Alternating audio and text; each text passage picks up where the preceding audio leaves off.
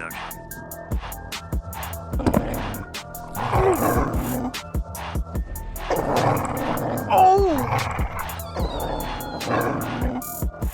What's going on, Flix Talkers? Welcome back to another movie review, this time for Resident Evil's Welcome to Raccoon City. Now, this film did come out theatrically on November 24th, 2021, but I did see it in the comfort of my own home on digital this past Christmas weekend. And I know what you guys are thinking, the perfect Christmas time movie, right? I guess I'll just preface this review by saying I didn't play any of the Resident Evil games, so my review and reactions on some of these things that I did see in this film are gonna be based solely on the film itself. Nothing to do with the connection to the games, because once again, I have no clue the tie-ins with the games. And before we do get into it, make sure you guys are hitting that big thumbs up to like the video. It's the best way to support the channel, and it does spread these videos out to those that aren't subscribed. And if you yourself aren't subscribed, consider hitting that subscribe and bell notification down below to always get alerted about future videos like this. All right, let's get into my thoughts on Resident Evil Welcome to Raccoon City. All right, now let's start off with this director, Johannes Roberts, who did such acclaimed films as 47 Meters Down, 47 Meters Down Uncaged, and The Strangers Pray at Night.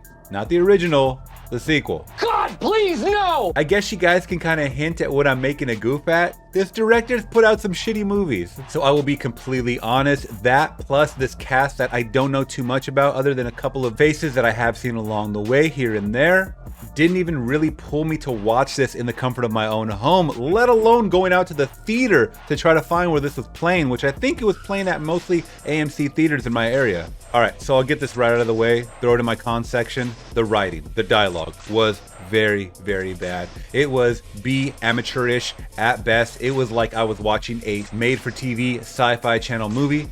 A rocket launcher? Found it in first class. Boy, if you don't get... How the hell did this land itself in theaters? So many movies that should have theatrical releases don't, but somehow this one did. And I know it's a Sony project, a Sony film, and maybe they had the money behind it to push that theatrical release, hoping that this IP still had legs. And I'll just get this out of the way early.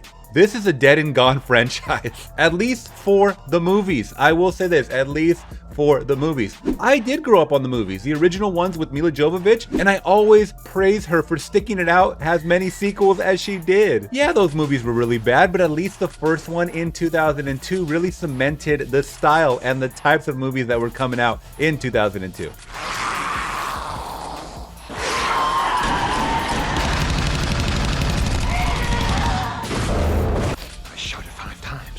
She's still standing. Bitch isn't standing now. Acting! Brilliant! All right, let's start off with our main protagonist, Claire Redfield, who you guys famously know in the game, played by Kaya Scodelario. Now, I know I had seen this actor before, so I had to look it up, and a couple years ago, she did put out an alligator creature feature called Crawl. I definitely recommend you guys check that one out. I had a fun time with that one. It was bizarre. I thought she might have been the best part of this movie as far as acting the cast goes, because she really felt like she was into this role a bit, though a lot of her performances were very flat, just delivering them. So, once again, I mean, she was the best part of the acting crew, at least for me, and that's not really saying much about the rest of the cast. Now, next up, we have another recognizable face playing Chris Redfield, her brother, and he's played by Robbie Amell. Once again, his acting was just okay. They didn't seem like siblings at all whatsoever. They just were arguing with each other constantly, and I didn't really care if they lived or died throughout the movie. Next up is Jill Valentine, played by Hannah John Kamen, who, if I'm being completely honest, was the only reason I was really gonna check out this movie. I really liked her in Ant-Man and the Wasp. That's a hot take.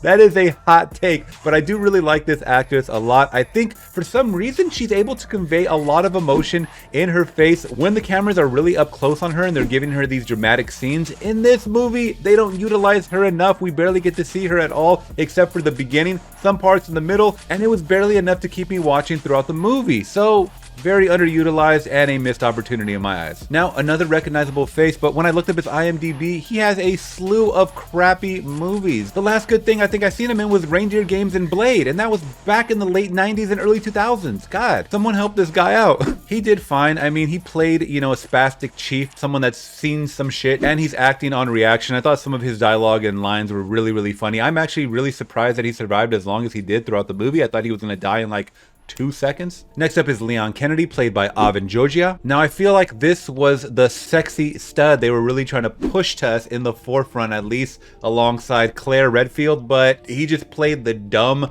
rookie idiot and didn't really do anything for me. I saw him in Zombieland 2 Double Tap. Didn't do anything for me in that movie. So once again, another useless, expendable character that I didn't really care about. And lastly, and this might be the biggest character in this cast, to be honest, as far as resume wise, William Birkin, played by Neil McDonough. Now guys, this is a face you definitely recognize. I know you guys have seen one film in your lifetime, either on the theater or in the freaking Dollar Tree bin. Some film of this guy's you've definitely seen him in. And I will say, this guy's actually a really, really good actor. I don't know why he didn't stick on the big screen for whatever reason, but I actually really do like this guy's demeanor. Maybe it's his beautiful blue eyes. And in this film, he does play a scientist, or a scientist with a secret. And I think by the time we hit the third act, I really liked his story arc, the way they kind of laid it out. He was probably the most enjoyable character in this cast, I will just say. All right, now back to the film itself, guys. Now, this film did not start off promising. They started to just throw a lot of different things at you right away to make it allude to it being a more of a creepy, zombie, infectious type of film. And yeah, it got creepy along the way. A lot of jump scares. Did not scare me whatsoever. I had my surround sound blasting watching this. But almost immediately, we get hit with the dodgy CGI, which you guys did see in the trailer. And it was horrendous, especially when it came to some of the animals like infected birds, infected dogs. I know that stuff is hard to create, but even some of the creatures that we are introduced to, the CGI was so... I know this is coming off of a video game, but it looked like I was looking at a video game on screen in some parts. Now, on the flip side of that, some of our infected people looked really good. I will say that. So kudos to the costume design and production that did go into kind of putting on the whole makeup and the getup, kind of sucking us into this zombie infected world. They did a really great job. And I know what you guys are gonna say. David, you're taking this movie way too seriously. And after the 30-minute mark, I started to think that myself, and I started to really kind of put myself in the 90s David, someone young watching this movie, or even playing the video games for that fact. So it does take place in 1998. The technology is very dated, and I had to kind of once again put myself in that mindset. If that's what they were trying to do, I don't know if it was, but that's what I ended up doing, is putting myself in that 1998 style of movie, and the CGI fit. The cheesy one-liners fit. The story itself fit. And I was like, wow, I should have done that from the get-go. Now, I don't know if that's how that was intended for me to watch, like I said, but once I did that, I had a more enjoyable time. I think if you're watching this and thinking, wow, we've come such a long way with technology, why does it look like this? You're gonna have a terrible time. You're gonna turn it off after 20 minutes. Now, that being said, not giving it any praise at all whatsoever, because by the end of this film, I hated it. I totally hated this thing.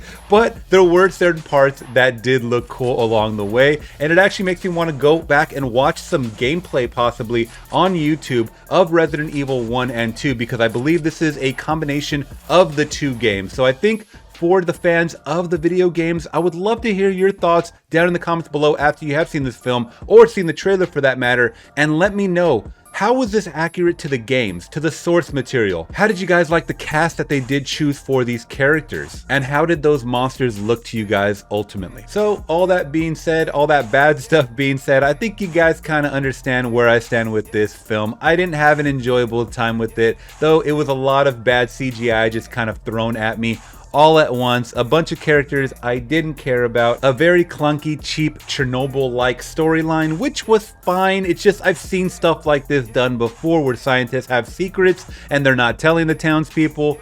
But I've also seen it executed a lot better. And I think my final score for Resident Evil Welcome to Raccoon City is gonna be a 2 out of 5. All right, guys, have you seen Resident Evil Welcome to Raccoon City? Are you guys gonna catch it based on my recommendation or not? Let me know down in the comments below. And if you guys did appreciate my review and thoughts, let me know by liking the video. It's the best way to support the channel, and it does spread these videos out to those that aren't subscribed. And if you yourself aren't subscribed, consider hitting that subscribe and bell notification down below to always get alerted about future videos like this. All right, guys, till next one, I'm gone. Peace.